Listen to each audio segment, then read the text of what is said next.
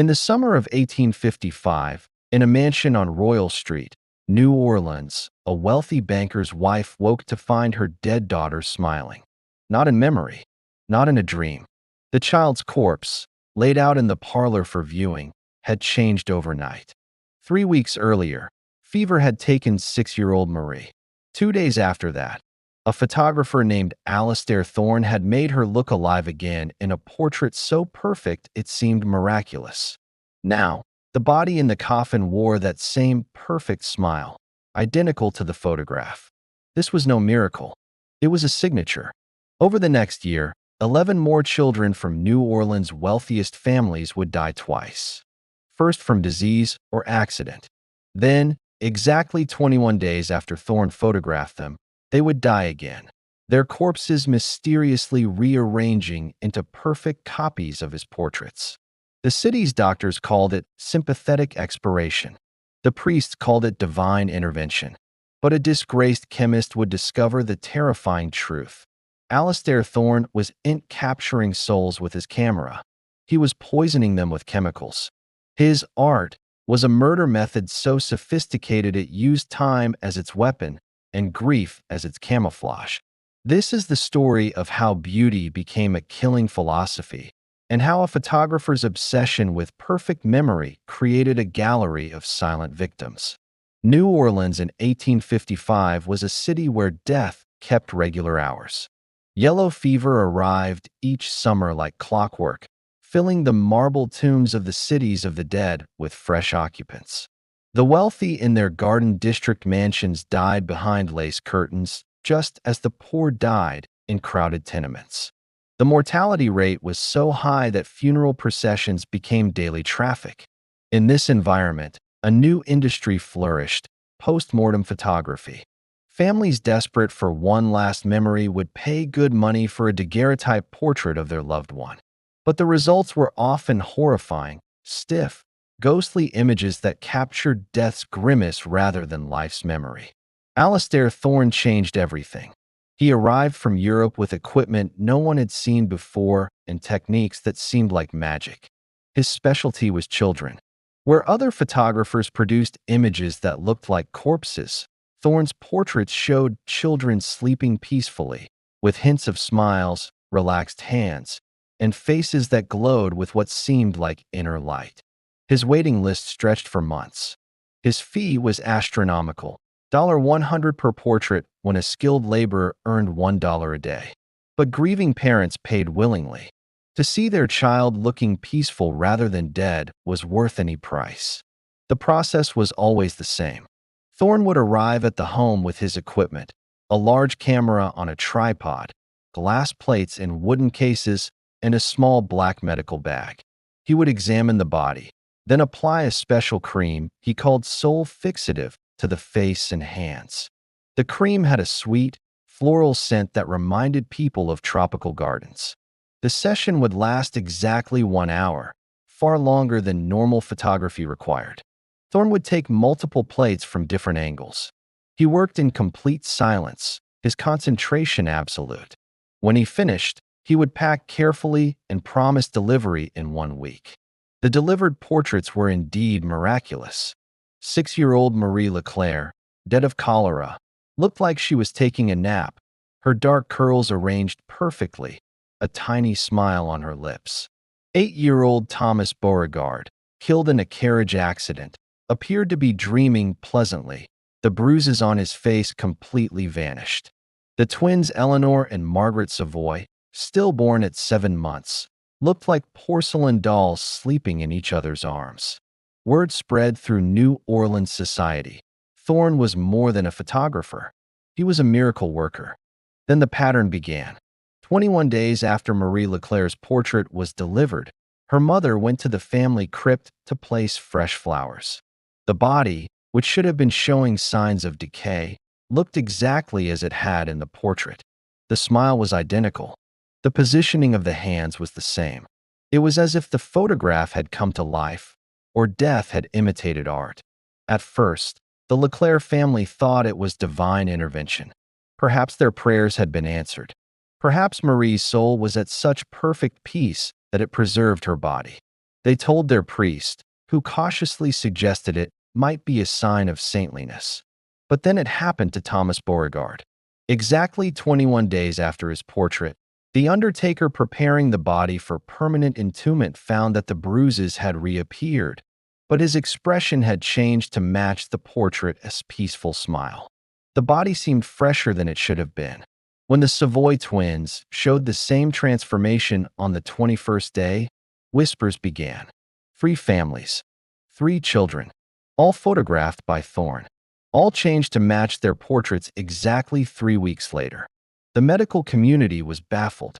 Dr. Henri Lassalle, the city's leading physician, examined all 3 bodies. He found no signs of tampering, no evidence of preservation techniques. The bodies showed normal progression of decay except for the facial expressions, which were frozen in those serene smiles. He published a paper calling it post-mortem expression fixation and theorized it was a psychological phenomenon, the family's strong memory imprinting on their perception of the body. But other doctors were skeptical. Dr. Samuel Crawford, a younger physician trained in Paris, noted the precise timing. 21 days is not a psychological interval, he wrote in a letter to the medical society. It's a chemical one. Something is happening to these bodies on a physical level. His concerns were dismissed as alarmist. Thorne was too popular, too respected. The families who commissioned him were the city's elite. Bankers, plantation owners, merchants. No one wanted to accuse their beloved artist of anything sinister. Then the death started. Not the first deaths. Those were from natural causes. The second deaths. On November 3rd, 1855, Marie Leclerc's body was found in her crypt with her hands rearranged. They now exactly matched the positioning in Thorne's portrait. The family hadn't moved them. The crypt hadn't been disturbed. But the position had changed. Faulkner listened. His curiosity piqued. He knew more about preservatives than anyone in New Orleans. His fall from grace had involved extensive research into embalming fluids. He visited the public library and read everything about Thorne. Then he did something no one else had thought to do. He mapped the dates. Using newspaper announcements of deaths, social columns mentioning Thorne's commissions, and cemetery records, he created a timeline. By December 1855, he had documented 9 cases. In every single one, the body alteration occurred exactly 21 days after Thorne's photography session. The consistency was perfect, too perfect for anything natural. Faulkner needed a sample. He needed this sole fixative.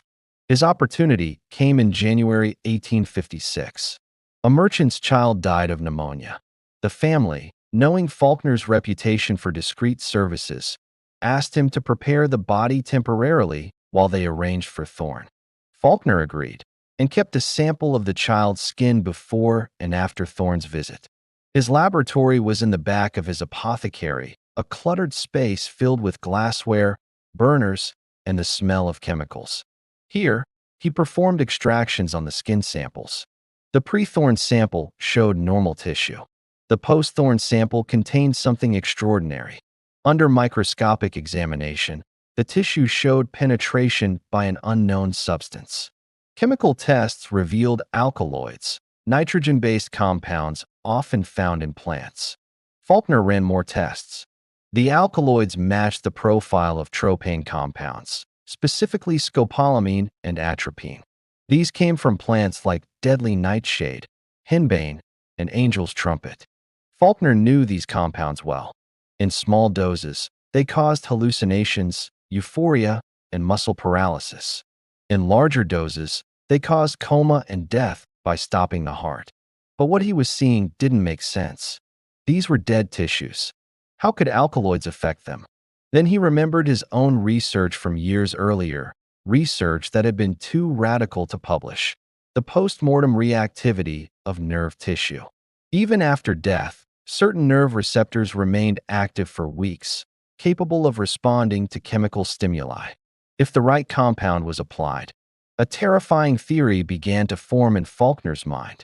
Thorne wasn't just preserving bodies. He was using alkaloids to stimulate specific nerve responses in dead tissue, causing subtle muscle contractions that changed facial expressions. The sole fixative was a nerve agent designed to work on corpses, but that didn't explain the 21-day delay or the physical repositioning of bodies. Faulkner dug deeper into his old research notes. He found references to a compound called calabarine from West African ordeal beans. It had a unique property. When combined with certain tropane alkaloids, it created a time-release effect. The compound would bind to nerve tissue, then slowly release its active components over weeks. If Thorne had such a compound, Faulkner's hands shook as he considered the implications. Thorne was systematically poisoning corpses, not to preserve them, but to slowly change them, to make them become his portraits. But why? What possible purpose could it serve? Faulkner decided he needed to meet Thorne. He needed to understand the man behind the chemistry.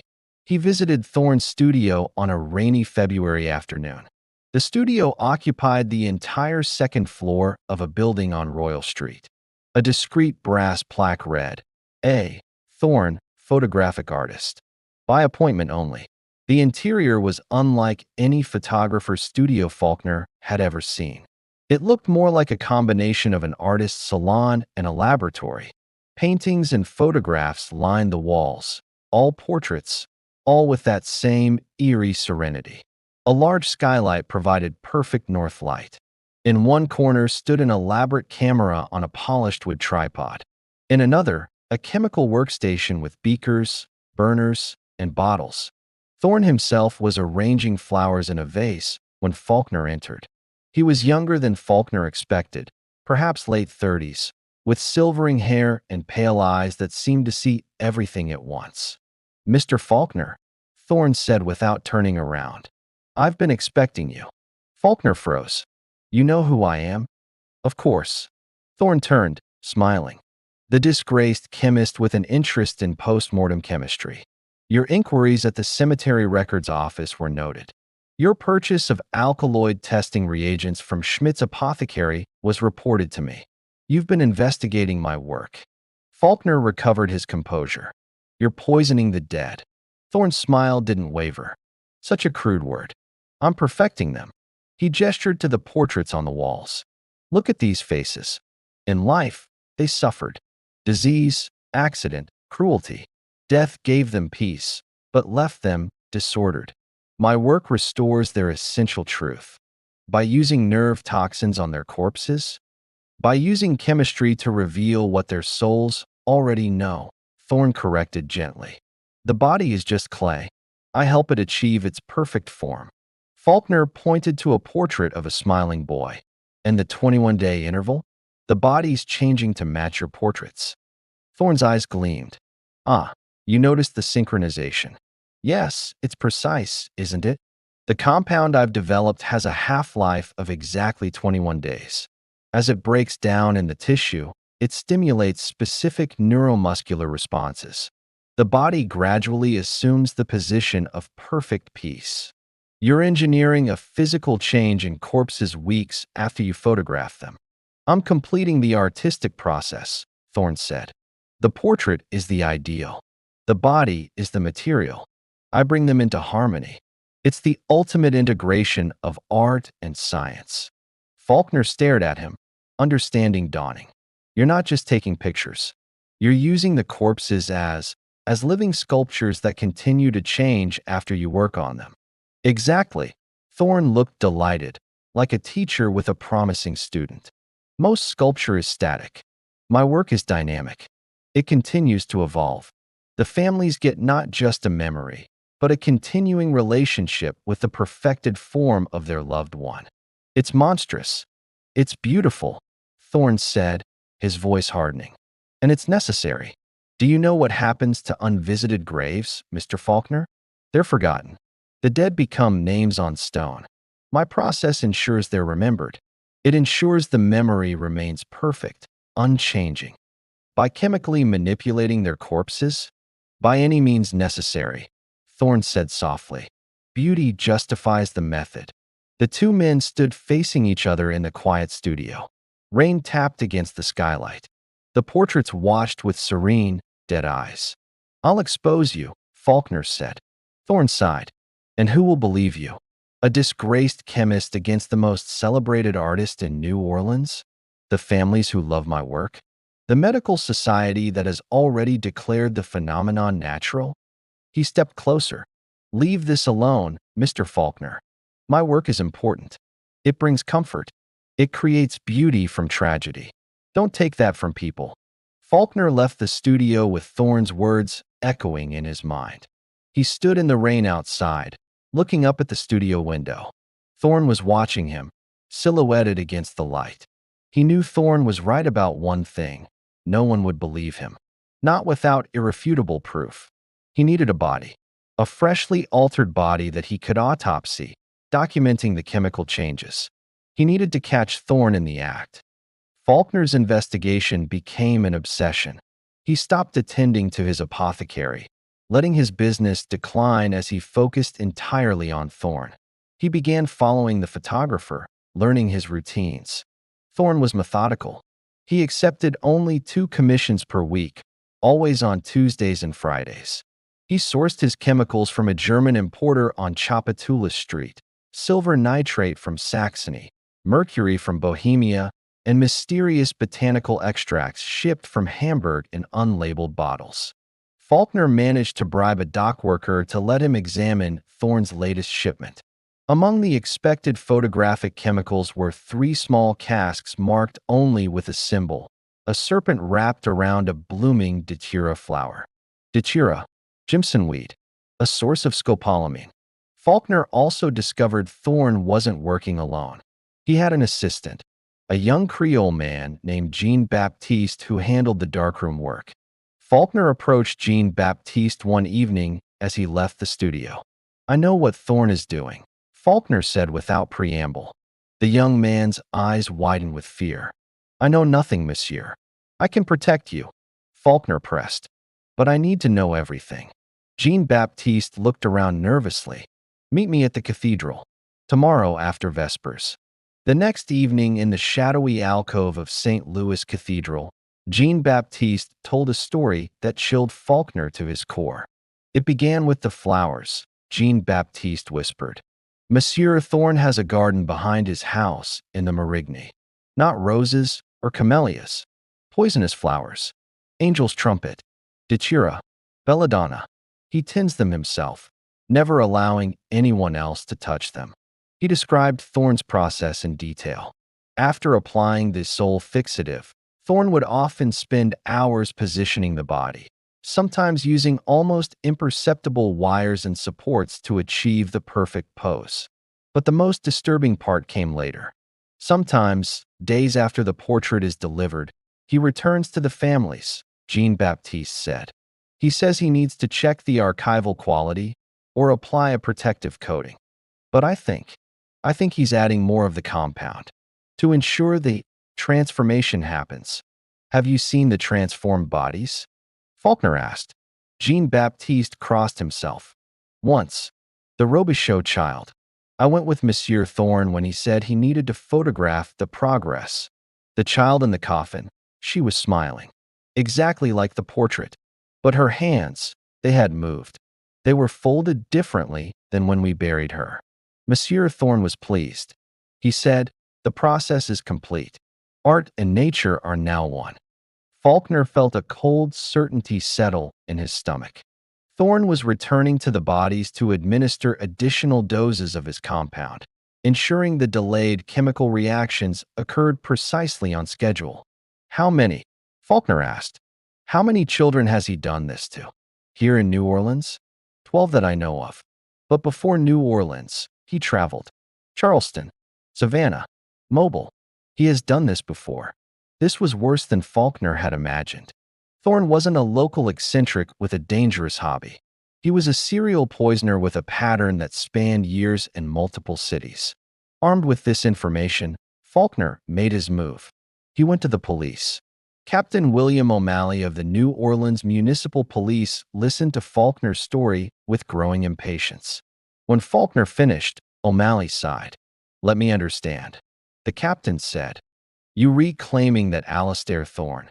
The man who photographed the mayor's mother just last month is poisoning dead children to make them smile differently 3 weeks later. Not differently, Faulkner insisted. To make them match his portraits exactly. It's a chemical process, Mr. Faulkner, O'Malley interrupted. You're a chemist who lost his license after killing 2 men with your experiments. Thorne is a celebrated artist. Even if what you re-saying is true, and I'm not saying I believe it, what crime has been committed? The children are already dead. You can't murder a corpse. It's desecration of remains, Faulkner said desperately. It's fraud. The families are paying for portraits, not for him to chemically manipulate their loved ones' bodies. O'Malley stood. Unless you can show me a living victim, Mr. Faulkner, I suggest you focus on your own affairs. And I suggest you stop spreading these accusations. Several of the families you're talking about are important people. They won't appreciate you calling their cherished portraits chemical manipulations. Faulkner left the police station knowing he was on his own. The law wouldn't help him. Society wouldn't believe him. He needed incontrovertible proof. He decided to create an opportunity. In March 1856, a yellow fever outbreak hit the Irish Channel neighborhood. Among the victims was a young immigrant girl named Bridget O'Malley, no relation to the police captain. Her family was too poor for Thorne's services, but Faulkner saw his chance. He approached the grieving parents. I will pay for everything, he told them. The funeral, the portrait, everything. I only ask that I be allowed to document the process for medical research. The desperate family agreed. Faulkner then went to Thorne with a proposition. I want to commission a portrait, but I want to understand your process. I want to observe everything. Thorne studied him with those pale eyes. You want to catch me, Mr. Faulkner. You want evidence. I want to understand, Faulkner said, keeping his voice neutral. You spoke of art and science integrated. Show me. To Faulkner's surprise, Thorne agreed. Very well, but you must participate. You must help. True understanding comes through doing. And so, on a cold March morning, Faulkner found himself in a cramped tenement room watching Thorne prepare Bridget O'Malley's body. The girl was 9, thin from poverty, her face pinched even in death. Thorne worked with ritualistic precision. First, he cleaned the face with a solution that smelled of alcohol and something else, something metallic. Then from his black bag, he produced a small ceramic jar. The sole fixative was a pale cream that indeed smelled of tropical flowers, but underneath that scent was something darker, earthier. As Thorne applied the cream, he explained each step like a professor lecturing a student. The skin must be prepared to receive the compound. The alcohol opens the pores. The cream contains the active ingredients suspended in a base of beeswax and almond oil. It must be massaged in thoroughly. See how I work it into the muscle tissue around the mouth? This is where expression lives, even in death. Faulkner watched, taking mental notes. Thorne spent 20 minutes on the face alone, working the cream into the tissue with practiced fingers.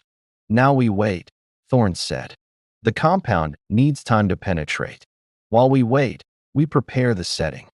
Thorne and Jean-Baptiste arranged drapes, positioned mirrors to reflect light, and set up the camera.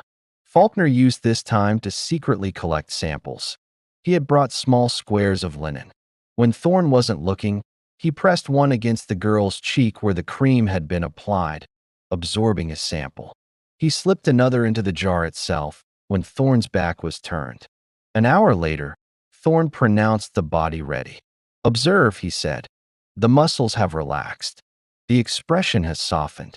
Death's tension is gone. It was true. The girl's face did look more peaceful. Her mouth, which had been slightly open, had closed naturally. The crease between her eyebrows had smoothed. Thorne positioned the body in a chair, using nearly invisible wires to support the head and arms. He placed a small book in her hands. The fiction of life, he murmured. The suggestion of interrupted activity. The photographic session proceeded. Thorne took 3 plates from different angles. Throughout, he maintained a running commentary. Light is truth. Shadow is memory. The camera doesn't lie, but it can be taught to see selectively. When it was over, Thorne packed his equipment. Before leaving, he did something unexpected. He produced a small bottle with a fine spray nozzle. The final application, he explained, to ensure archival quality. He sprayed a mist over the body, particularly the face and hands. The spray had the same floral scent, but stronger, more concentrated. Faulkner's chemical intuition screamed. This was the time-release component. The cream prepared the tissue. This spray contained the activating compound that would work slowly over the next 21 days. He managed to catch some of the spray on another linen square. Back in his laboratory, Faulkner analyzed his samples. The cream contained scopolamine, atropine, and hyoscyamine, all tropane alkaloids. But the spray was different. It contained something he hadn't encountered before, a complex organic compound that his tests couldn't fully identify. It had properties of both an enzyme inhibitor and a time-release matrix. Faulkner realized Thorne's process was even more sophisticated than he'd imagined. The cream paralyzed specific facial muscles, allowing Thorne to position them as he wanted. The spray then created a chemical memory in the tissue that would slowly activate over weeks, causing the muscles to contract into the desired expression. But why? What could possibly justify this elaborate, macabre process? Faulkner got his answer a week later when he attended the delivery of the portrait to the O'Malley family. Thorne presented the finished daguerreotype in a velvet-lined case. The image took Bridget's mother's breath away. The girl looked as if she had fallen asleep reading. Her expression was peaceful, content. The poverty and sickness that had marked her life were erased. "Thank you," the mother wept. "Thank you for giving her back to me like this." Thorne bowed. "She will remain thus in your memory. Perfect, untouched by time or decay." On the walk back to the studio, Faulkner confronted him. "You gave them a lie. That's not how she looked in life. She was sick, hungry, poor. You've created a fiction." "Correction," Thorne said calmly. "I've created a truth. The truth of what she should have been. The truth of her essential self, unburdened by circumstance. That's higher truth than mere factual accuracy. You're playing God." "God is indifferent," Thorne said. "I care enough to improve upon his work." The conversation might have ended there, but as they reached the studio, Thorne invited Faulkner inside. "I want to show you something." In a back room, Thorne kept his archives, hundreds of portraits arranged in cabinets. He pulled out one drawer. "My early work. Charleston, 1852. The portraits showed the same serene expressions, the same perfect peace.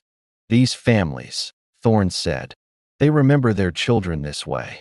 Not as they died, feverish, suffering, but as they are here, perfect. My work doesn't just preserve memory. It purifies it." Faulkner looked at the images. Dozens of children, all perfect, all peaceful, all chemically altered. "How many?" he whispered. 127, Thorne said without hesitation. "Over 8 years. Each one perfect. Each one a lie that brings more comfort than truth ever could." The numbers staggered Faulkner. Over 100 children. 100 corpses chemically manipulated. 100 families living with beautiful lies. "You need to stop," Faulkner said. "Why?" Thorne's eyes were earnest, convinced. "I bring comfort. I create beauty. I give people what they need most, a perfect memory to hold on to. What harm is there in that?" "The harm is truth." Faulkner exploded. "The harm is that you're manipulating their grief. You're making them love a fiction." "All love is fiction," Thorne said softly. "We love not the actual person, but our idea of them. I simply make that idea visible. I make it tangible. Is that so wrong?" It was a philosophy of monstrous narcissism. Thorne believed he had the right to reshape reality, to reshape death itself, according to his aesthetic vision. And he believed this so completely that he saw himself as a benefactor, not a criminal. Faulkner left knowing he had to stop Thorne, no matter the cost. But he also knew he couldn't do it through conventional means. The police wouldn't act. The families wouldn't believe him. Thorne was protected by the very comfort he provided. He needed to catch Thorne in an act so undeniably criminal that even his supporters would turn against him. He began watching the O'Malley Crypt. Thorne had said he sometimes returned to check on his work.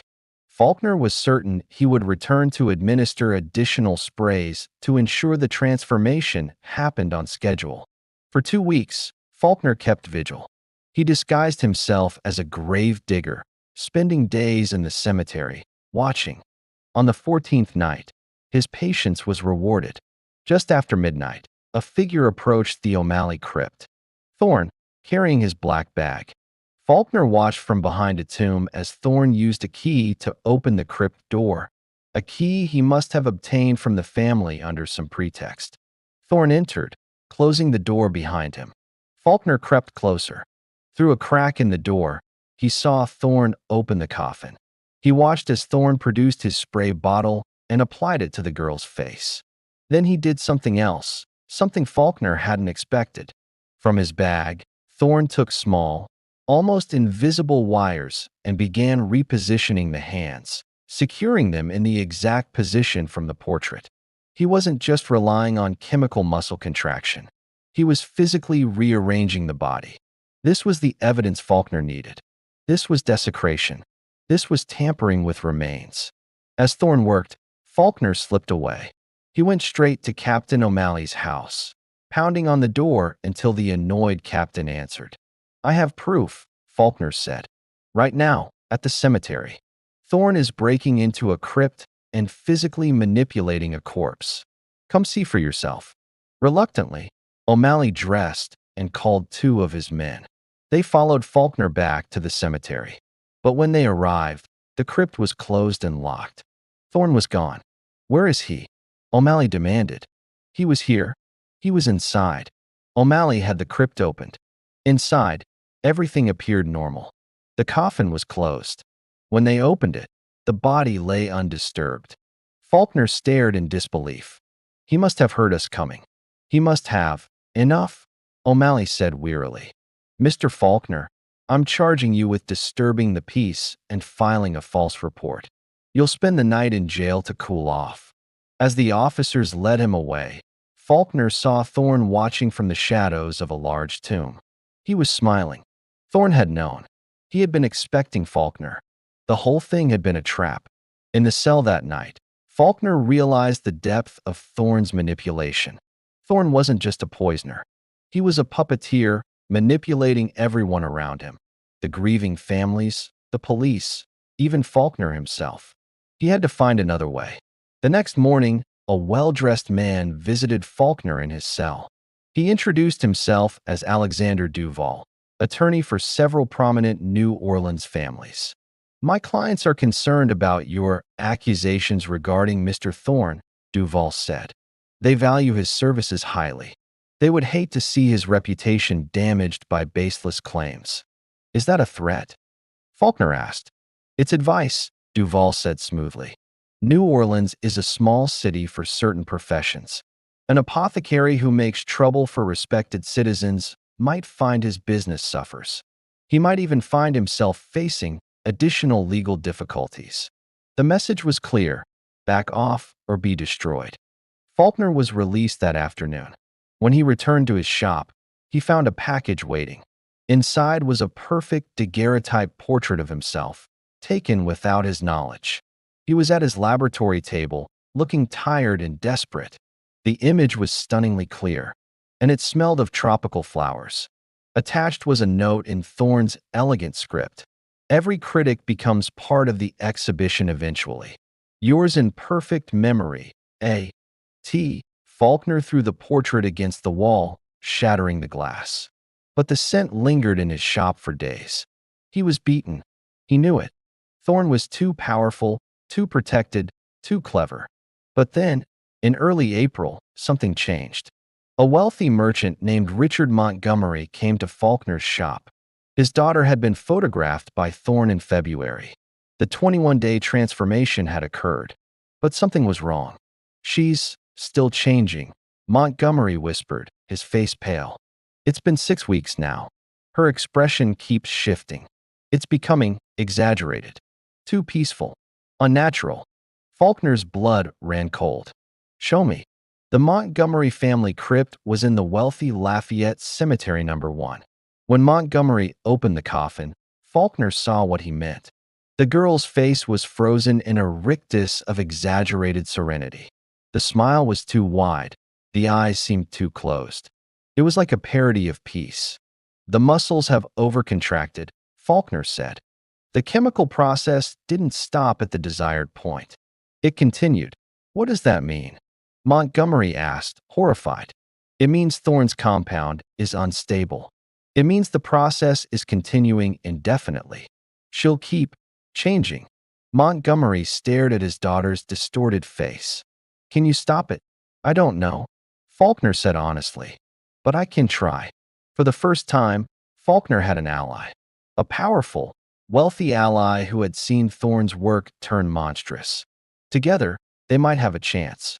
Richard Montgomery's conversion from Thorne admirer to determined opponent marked the turning point in Faulkner's crusade. The merchant was not just wealthy, he was connected. His brother sat on the city council. His cousin was a judge. His shipping company employed hundreds. And now, seeing his daughter's face frozen in that grotesque parody of peace, Montgomery was furious in a way only the betrayed privileged can be. Tell me everything, Montgomery demanded as they sat in his study, the portrait of his daughter, Amelia, looking down at them with that perfect, lying smile. Leave nothing out. Faulkner told him everything. The chemical analysis, the time-release mechanism, Thorne's philosophy, the scale of operations across multiple cities. When Faulkner finished, Montgomery sat in silence for a long minute. Then he said, "We need more than your word. We need bodies, autopsies, chemical evidence that will stand in court." That means exhumations, Faulkner said. Families will never agree. Some will, Montgomery said darkly. When they see what's happening to Amelia, they'll want answers. And I know which families to approach. Over the next week, Montgomery used his influence. He visited the Leclercs, the Beauregards, the Savoys. He showed them photographs of Amelia's distorted face. He told them what Faulkner suspected. At first, they resisted. The portraits were their most cherished possessions.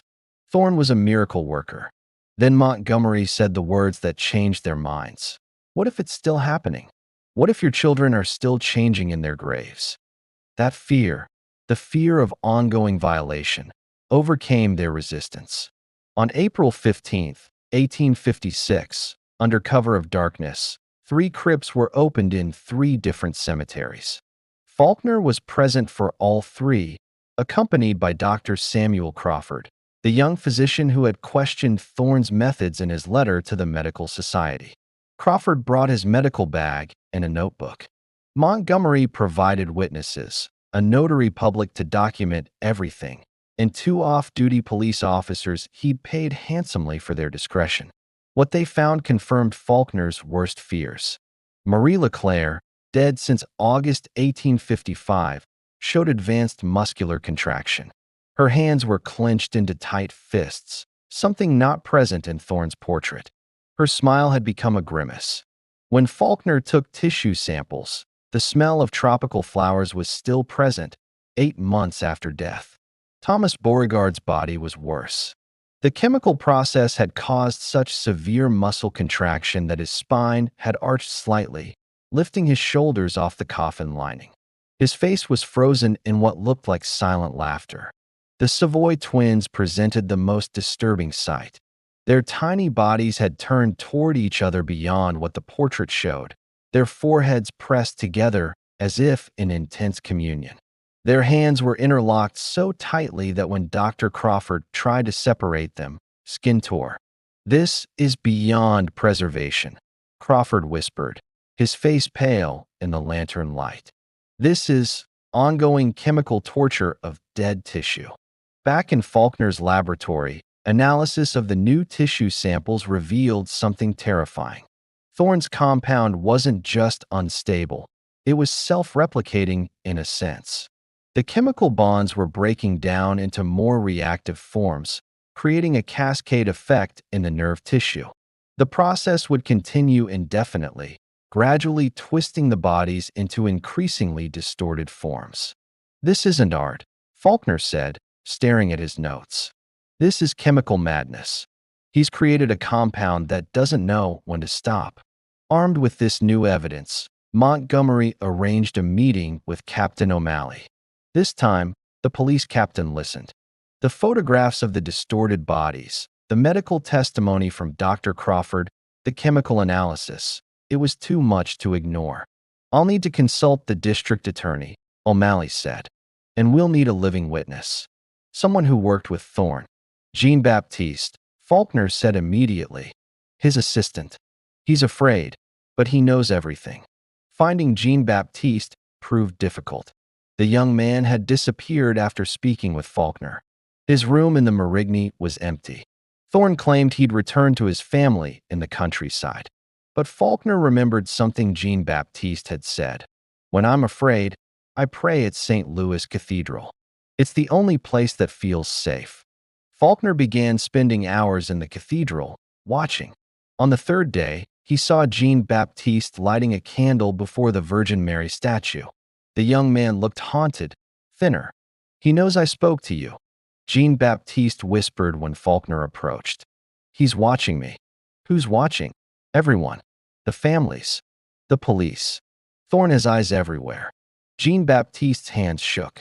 After you went to the police the first time, a man came to see me. He said if I ever spoke against Monsieur Thorne, my family would suffer. What man?